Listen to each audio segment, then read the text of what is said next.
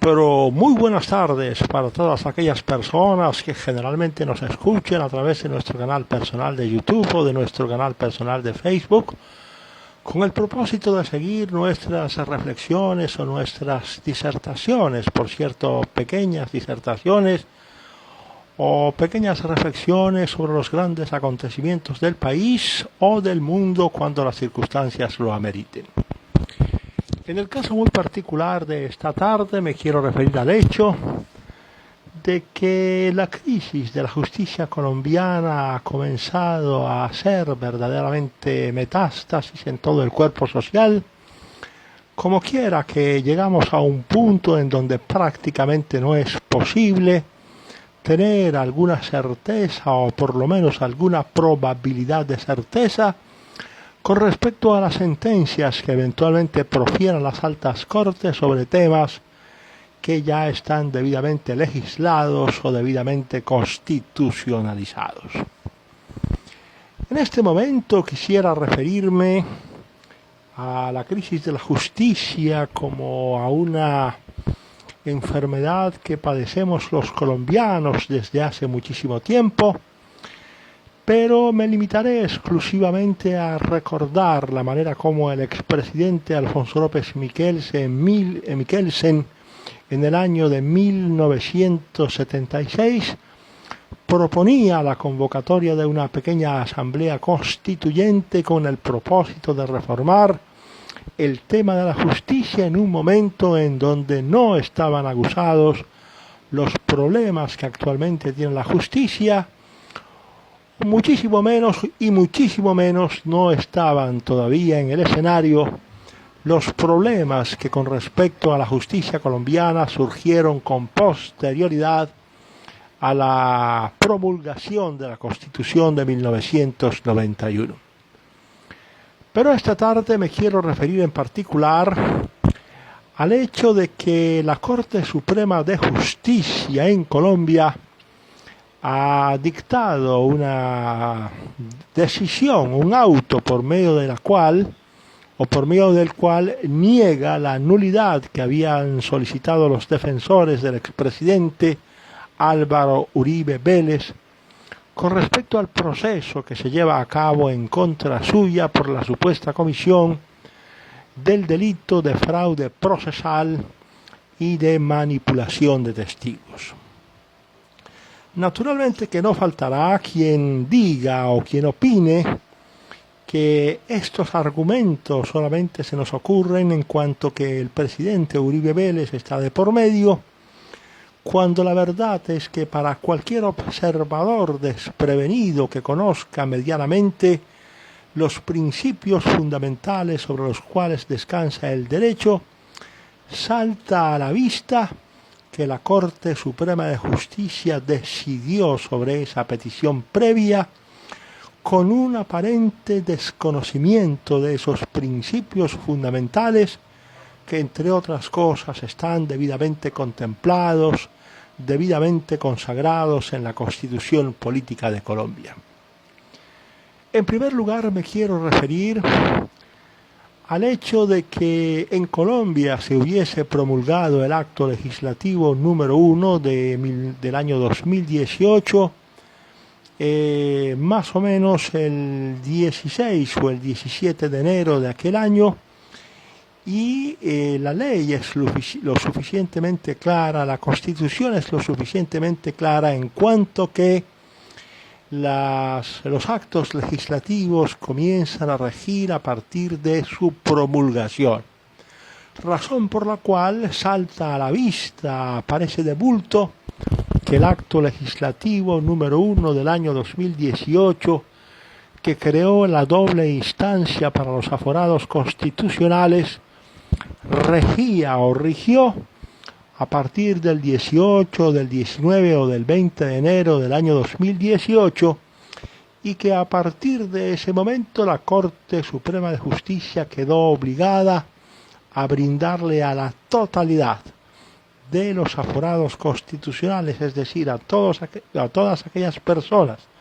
que estuviese investigando o juzgando, las garantías establecidas no solo en el acto legislativo número 1 del año 2018, sino también en la Convención Interamericana de Derechos Humanos. Pero hoy excepcionalmente haremos una abstracción de la Convención Interamericana de Derechos Humanos con el exclusivo propósito de decir que la Corte Suprema de Justicia debió tomar como base el hecho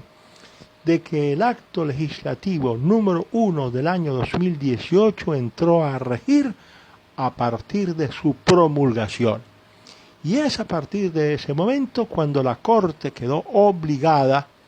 a implementar el acto legislativo, es decir, a darle cumplimiento precisamente para garantizar a todas aquellas personas que venían o que vienen siendo juzgadas por la Corte o investigadas por la Corte, las garantías establecidas en el acto legislativo al cual ya nos hemos referido en varias oportunidades. Hemos tenido conocimiento directamente que la Corte Suprema de Justicia establece como uno de los argumentos para decir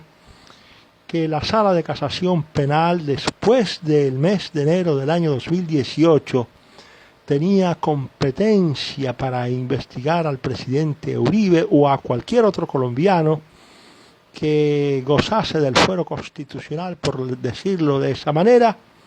es aquella según la cual para la fecha en que se inició ese proceso no estaban constituidas todavía las salas especiales o la Sala Especial de Instrucción de la Corte Penal, de la Corte Suprema de Justicia, o la Sala Especial de Juzgamiento de la Corte Suprema de Justicia. Pero aquí es donde nosotros vemos que salta a la vista la contradicción manifiesta de la misma decisión de la Corte Suprema de Justicia, porque el hecho de que la Corte Suprema de Justicia o en última instancia el Estado colombiano no hubiese sido lo suficientemente diligente para implementar o para regular la forma como habría de implementarse dicho acto legislativo, no puede implicar que esa inobservancia, que esa negligencia o que esa omisión deba ser necesariamente asumida por aquellas personas que estén siendo procesadas por la Corte Suprema de Justicia o por la jurisdicción colombiana. Una vez que se promulgó el acto legislativo, corresponde ya a la Corte Suprema de Justicia y por lo tanto al Estado colombiano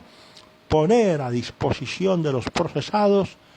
los mecanismos legales, constitucionales o incluso reglamentarios que permitan a partir del momento en que ese acto entra en vigencia garantizar el cumplimiento efectivo de una norma que ha sido plasmada en la Constitución política por el propio constituyente, en este caso por el constituyente derivado, que es quien tenía o tiene la facultad de reformar los actos o los artículos de la Constitución Política de Colombia, o dicho en otros términos, es el Congreso, el constituyente derivado, el único que tenía o tiene la facultad de reformar la Constitución Política de Colombia. En conclusión, tenemos que decir que el argumento mediante el cual la Corte establece que la Sala de Casación Penal sí tenía competencia posteriormente a la promulgación del acto legislativo del año 2018, carece de un sustento jurídico lo suficientemente sólido y al mismo tiempo podría verse en calzas prietas si esa decisión fuese impugnada ante tribunales internacionales o ante el propio sistema interamericano de derechos humanos, porque es absolutamente claro que la doble instancia está siendo protegida no solamente por el sistema interamericano, sino también por la propia Organización de las Naciones Unidas. Ya como corolario, ya como conclusión, tenemos necesariamente que decir que en este caso particular la Corte Suprema de Justicia no decidió en derecho, porque definitivamente la Corte, como cualquier otro tribunal o como cualquier otra dependencia del Estado colombiano, no puede trasladar a los particulares su propia omisión, su propia negligencia o su propia conducta negligente u omisiva. En esas circunstancias es claro que la Corte, con base en ese argumento, debió haber decretado la nulidad del proceso para entregarle a partir de entonces el expediente correspondiente a la Sala Especial de Instrucciones o de Instrucción de la Corte Penal, con lo que a mi juicio se produce un lamentable fallo.